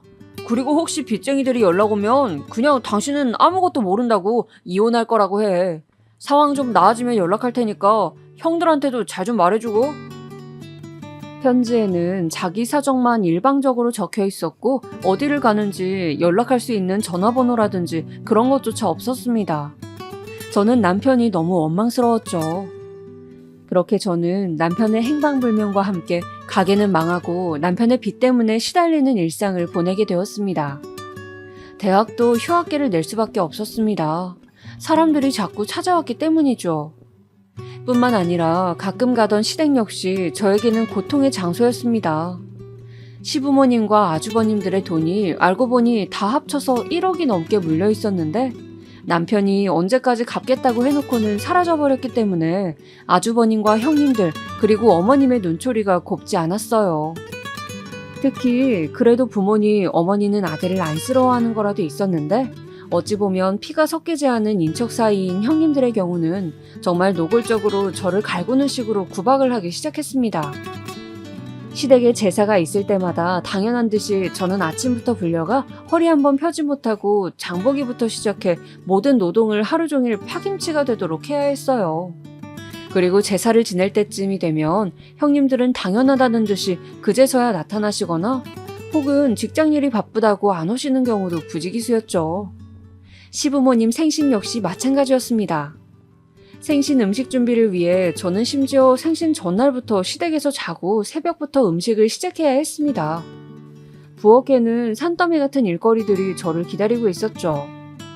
저도 그래도 생신인데 아들은 연락도 안 되고 속상하실 것 같아 제가 남편의 몫까지 하고자 성심성의껏 어머님의 심부름을 했습니다. 미역국도 퍼서 나르고 전도 뒤집고 또 나물도 무쳤습니다. 어머님은 저에게 이거 가져와라 저거 가져와라 하시면서 잔소리도 하고 저를 타박도 하셨죠. 그래도 저는 그런 어머님을 좋게 생각하려고 애썼습니다. 음식을 하시면서 어머님은 당신이 아들을 걱정하시고 그리워하며 슬퍼하셨어요. 그런데 그런 넋두리의 끝은 항상 저였습니다. 아휴, 우리 막내 어디서 밥이나 잘 먹고 다니는지 모르겠다. 얼마나 속상할까. 그렇게 열심히 오픈 준비를 했는데 빚쟁이에 쫓겨서 발이나 뻗고 자는가 모르겠구나. 그러게요, 어머니. 통 연락도 없고 어디 있는지 저도 답답하네요. 너는 대학 잘 다니고 있니? 그냥 고졸인 채로 결혼했으면 그대로 살지. 또 무슨 대학을 간다고. 그때 그 등록금 좀 네가 사업 자금으로 내줬으면 이렇게까지 우리 애가 고생했겠니? 형들한테 빌린 돈은 또 어쩔 거야. 아휴, 내가 큰 며느리, 둘째 며느리 볼라치 없다. 어머니, 저도 힘들어요. 아니, 돈도 안 보태놓고 네가 힘들긴 뭐가 힘드니? 그나저나 두 집 다 애들도 있고 돈도 빠듯한데 진짜 네가 형님들한테 미안하다고 싹싹 빌고 계속 차려야 된다. 돈 갚을 때까진 말이야. 납작 엎드리라고. 알겠니? 어머님은 항상 저에게 그런 말들을 늘어놓으면서 형님들 심기를 거스르지 말고 되도록 집안일은 다 하도록 하라고 당부를 하시는 거였어요. 돈도 없고 지금 당장 빚을 갚을 수도 없으니 일이라도 해야지 뭐 어쩌겠냐고요. 저는 그런 말들이 듣기 싫고 너무 귀를 틀어막고 싶었지만 한편으로 틀린 말도 아니다 싶었기에 참고 견뎠습니다. 제사를 지내던 날 어머니의 걱정인지 구박인지를 들으며 정말 허리가 펴지지 않을 정도로 고된 노동을 하고 나면 그날 저녁에는 잠자리에 들며 하염없이 눈물이 흘렀습니다. 이런 상황을 친정에 알리고 그냥 이혼할까 싶다가도 차마 이런 처지에 있는 남편을 버리고 가는 것만 같아서 조금만 더 견뎌보자며 나 자신을 다독였어요. 우리 시댁은 제사며 생신이며 김장이며 행사가 많은 곳이었는데 언젠가부터 형님들은 당연한 듯이 모든 노동을 저에게 미루고 일이 바쁘다는 핑계로 참석을 하지 않으시거나 다 끝날 무렵 얼굴만 디밀기 시작했습니다. 김장할 때는 정말 제가 크게 다칠 뻔했어요. 여보세요? 바쁘니? 네, 안 바빠요, 어머니. 주말 잘 보내고 계세요? 다름이 아니라 너 지금 좀 올 수 있니? 내가 할 일이 생겼는데 나 혼자 못할 것 같아서 말이야. 네? 네, 알겠어요, 어머니. 저는 그 길로 어머님 댁으로 달려왔습니다. 그렇게 달려간 곳에는 커다란 다라이들이 바닥에 펼쳐져 있고 새빨간 양념과 산더미 같은 배추가 쌓여 있었습니다. 아유, 오늘 김장을 하기로 했는데 손이 부족할 것 같아서 말이야. 다른 분들은요? 니네 형님들은 다 일이 있다는구나. 좀 이따 저녁 시간에 김치 받으러 들른다고 하던데. 그냥 사 먹자는 거 내가 좋아서 하는 거니 너만 있어도 되지 뭐. 안 그러냐? 얼른 배추에 양념 좀 묻혀보렴. 저는 그렇게 앞치마를 두르고 젓갈 냄새와 김치 양념 냄새에 쩔어 김장을 하기 시작했습니다. 당시에 생활비를 벌기 위해서 마트에서 일을 하고 있었기 때문에 제 온몸에는 파스가 붙여져 있을 정도로 근육통에 시달리고 있었는데 시댁에서 하루 종일 김장을 하니 나중에는 눈앞이 어질어질하기 시작했습니다. 결국 저는 양념통을 들고 배추더미를 향해 가다가 양념통을 그만 엎지르고 말았어요. 철푸덕 저의 온몸은 양념으로 엉망이 되었고 저는 너무 아파서 바로 일어나지도 못하고 잠시 누워 있었습니다. 아이고 뭐니나 너 일 좀 똑바로 못하니? 아이고 일을 어째 아까운 양념을. 아이고 얼른 일어나지 못해? 네 어머니 저 팔 좀 잡아주시겠어요? 정말 가지가지 하는구나. 그렇게 집에 돈 사고를 쳤으면 일이라도 입댈 것 없이 잘해야지. 도대체 넌 우리 집에서 뭐 하는 거니?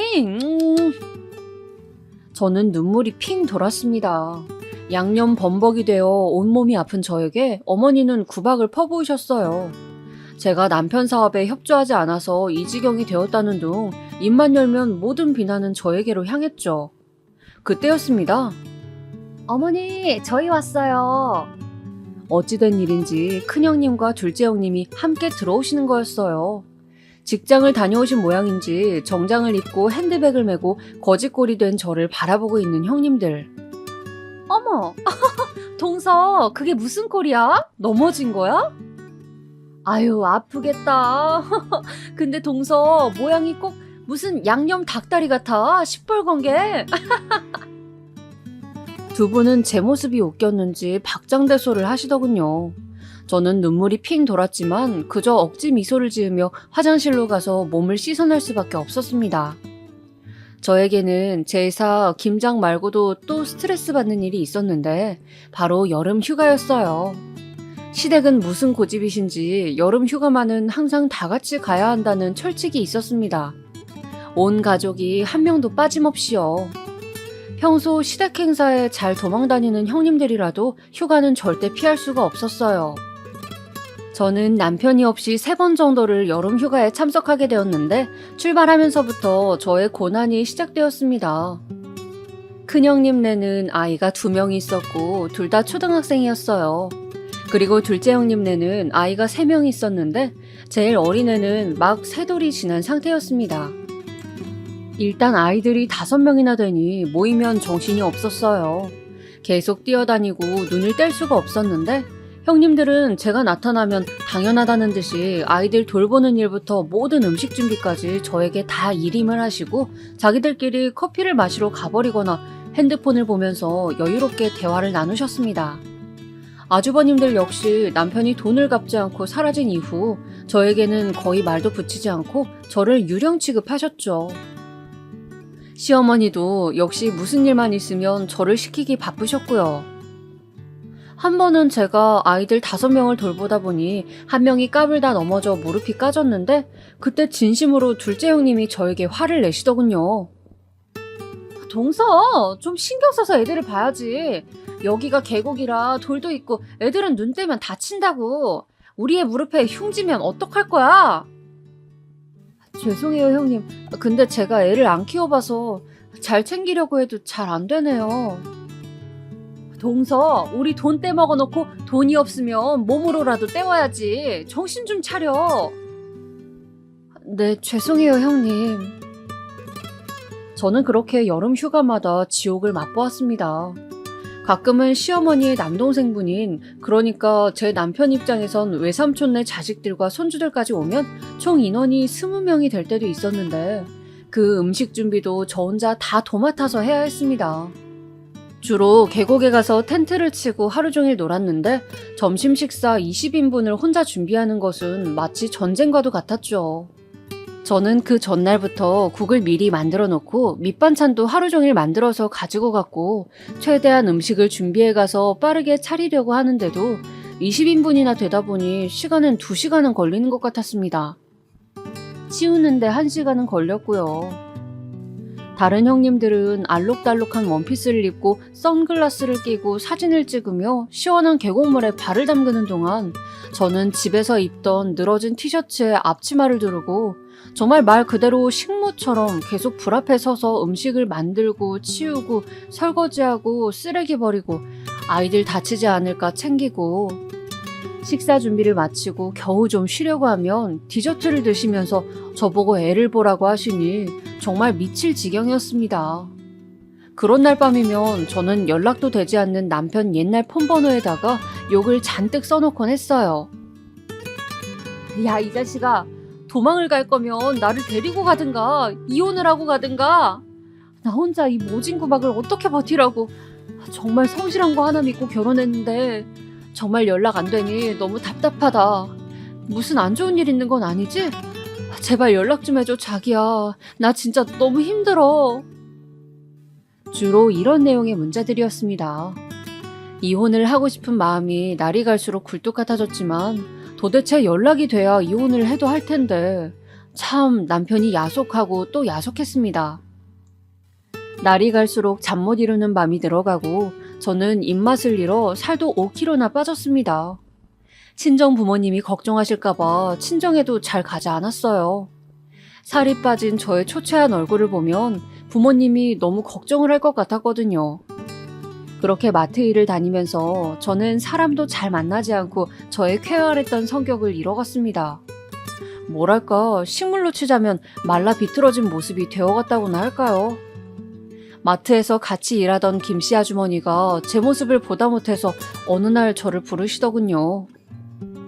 세댁, 요새 무슨 일이 있어? 얼굴이 너무 안 좋아. 아직도 남편이 연락도 안 돼? 예전에 밥을 먹으면서 답답한 마음에 슬쩍 제 사정을 털어놓았더니 걱정이 되셨나 보더라고요. 네. 요즘 입맛도 영 없어 보이고 우울증 걸린 거 아니야?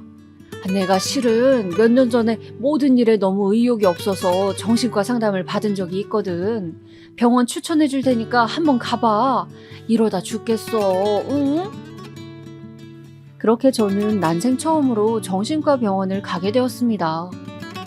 무슨 큰 정신병이라고 하면 어쩌나 걱정이 들었지만 어떤 이야기를 들어도 지금 제 상황에서 더 나빠질 것은 없을 것도 같았죠. 병원에서 만난 의사 선생님은 제가 생각한 쌀쌀맞은 의사 선생님의 느낌과는 완전 달랐습니다. 인자한 인상의 여자 선생님이셨는데 저에게 하고 싶은 이야기가 있으면 뭐든 좋으니 해보라고 하셨죠. 저는 저도 모르게 쉴 새 없이 말을 쏟아내다가 눈물을 흘리고 말았어요. 선생님은 저에게 휴지를 내밀며 말씀하시더군요. 환자분이 힘들다고 느끼면 힘든 거예요. 그리고 환자분이 시댁 식구들한테 죄책감 느끼고 혼자 모든 걸 다 하지 않아도 돼요. 먼저 나 자신부터 돌보고 하고 싶은 말은 하도록 하세요.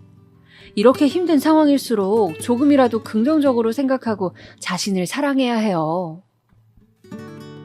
저는 선생님의 모든 걸 다 해내지 않아도 괜찮다는 그 말이 가슴 깊숙이 와닿는 느낌이었습니다.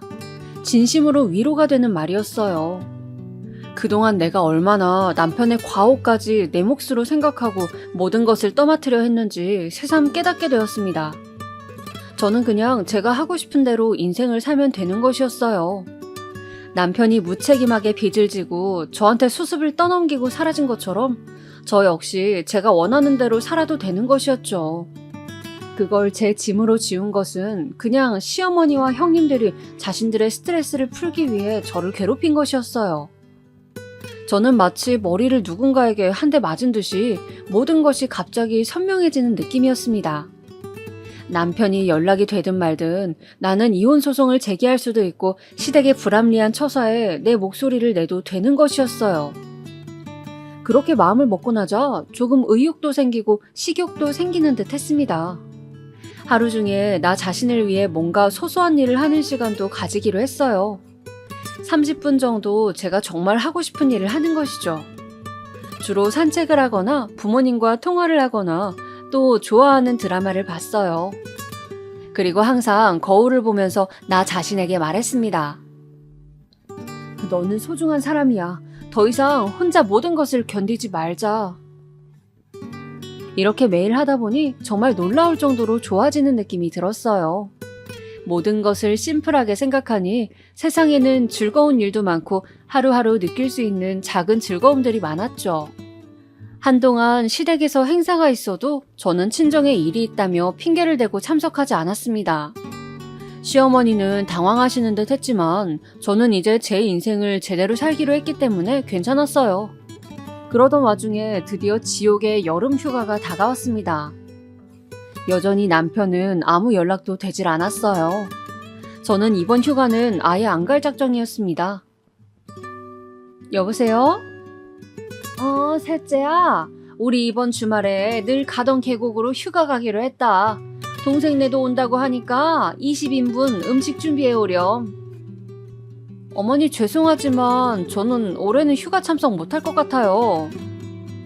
뭐? 아니 왜? 저도 힘들어서 더 이상 못하겠어요, 어머니. 이혼하라고 하시면 그렇게 할게요. 남편이라고 몇 년째 연락도 안 되고 제멋대로인데 저도 이제 지치네요, 정말. 네가 인간이냐? 네? 네가 사람이냐고? 네가 친정서 받았던 돈 그거 보태줬으면 우리 아들이 그렇게 마음고생하고 형들한테 그런 취급 받을 일도 없었잖니. 어떻게 요만큼도 미안해하는 게 없어? 됐고, 이혼을 하든 말든 내가 첫째 둘째 눈치를 얼마나 보는데 네가 안 오면 음식을 그러면 다 늙은 내가 하란 말이니? 너네 집에 돈 뜯긴 큰애 둘째가 하란 말이니? 잔말 말고 당장 이혼하고 싶은 게 아니면 와! 뚝! 어머님은 그렇게 자기 할 말만 퍼부으시고 전화를 끊으셨습니다. 저는 어이가 없었어요. 어차피 이런 대접을 받을 거 그동안 왜 그렇게 전전긍긍하며 고생을 했는지. 저는 그냥 안 간다고 말하려다가 이대로는 분해서 안 될 것 같아서 저 나름의 복수 계획을 세웠습니다. 우선 인스턴트 식품을 잔뜩 사서 캐리어에 넣었어요. 그리고 편의점 도시락을 20인분 샀습니다. 콜라도 잔뜩 샀죠. 그리고 집에 있던 구명조끼를 하나 들고 갔습니다. 근사한 수영복도 하나 샀죠. 그리고 대망의 여름 휴가 날이었습니다. 왔니? 다들 배고프니까 점심 준비부터 하거라. 네, 저기 도시락 사다 놨으니 하나씩 드시면 돼요. 전자레인지가 없어서 좀 차갑긴 하겠지만요. 그럼 저는 물놀이 하러 다녀올게요. 저는 도시락을 쌓아둔 곳을 가리키면서 미소를 띤 채 계곡으로 향했습니다.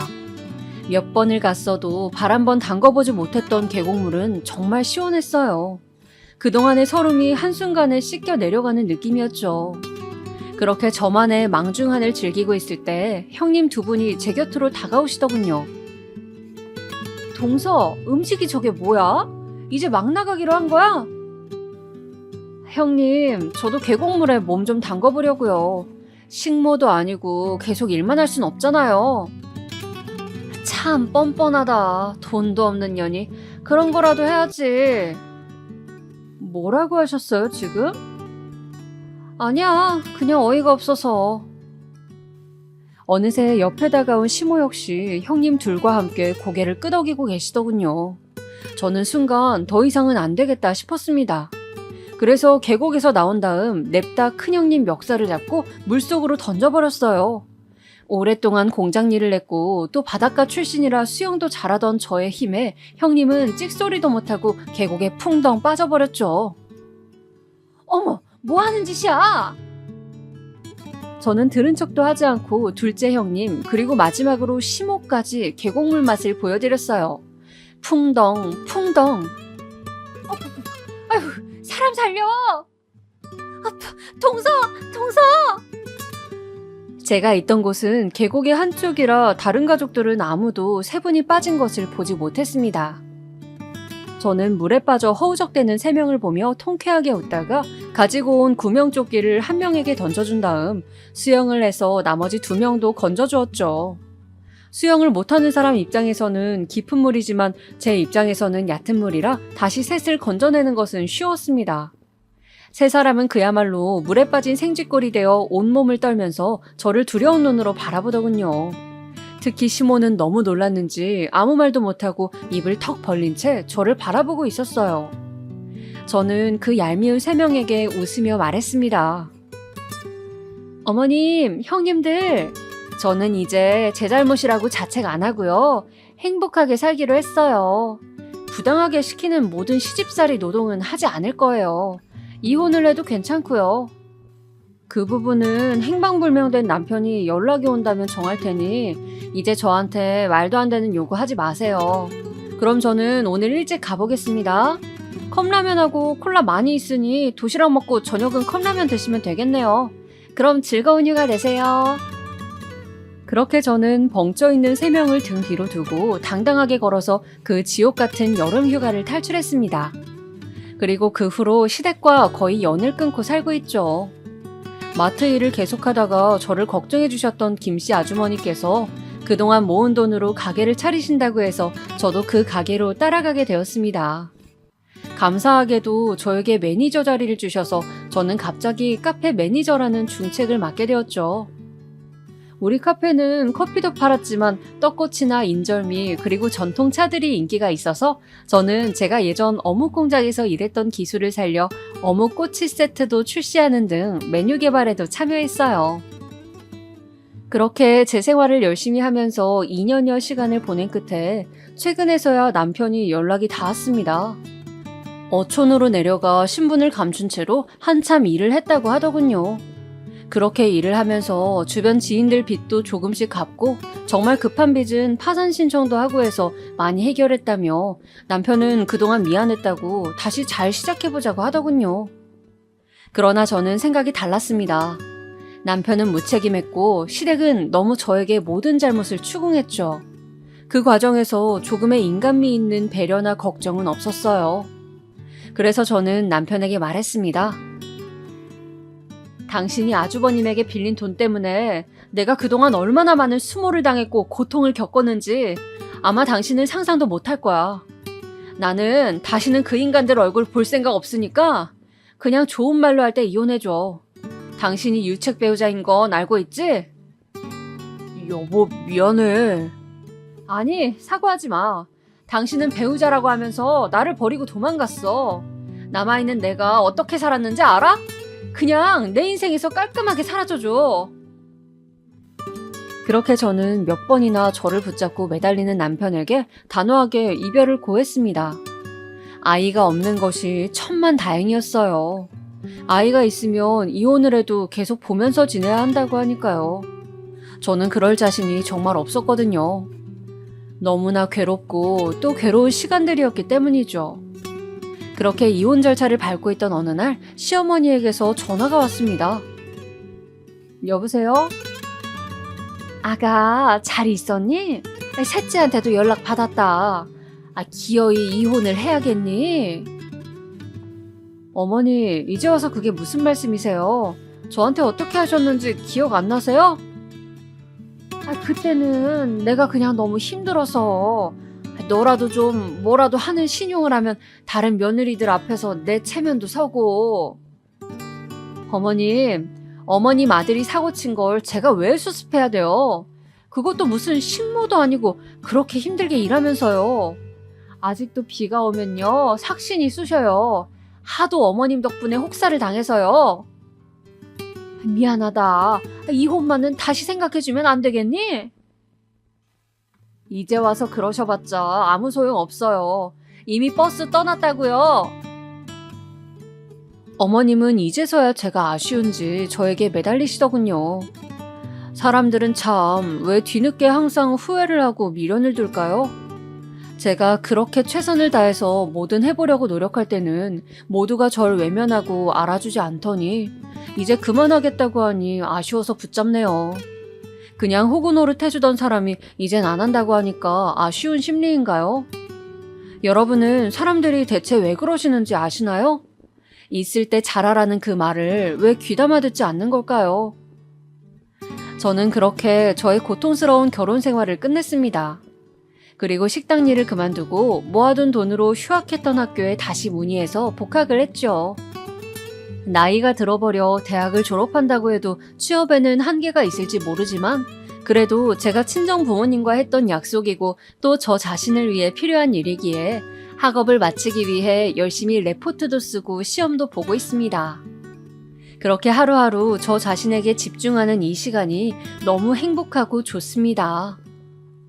여러분, 오늘 저의 이혼 스토리 어떻게 들으셨나요? 제가 드리고 싶은 마지막 말씀은 어떤 순간에도 나 자신을 사랑하라는 것입니다. 들어주셔서 감사합니다. 행복한 하루 보내세요.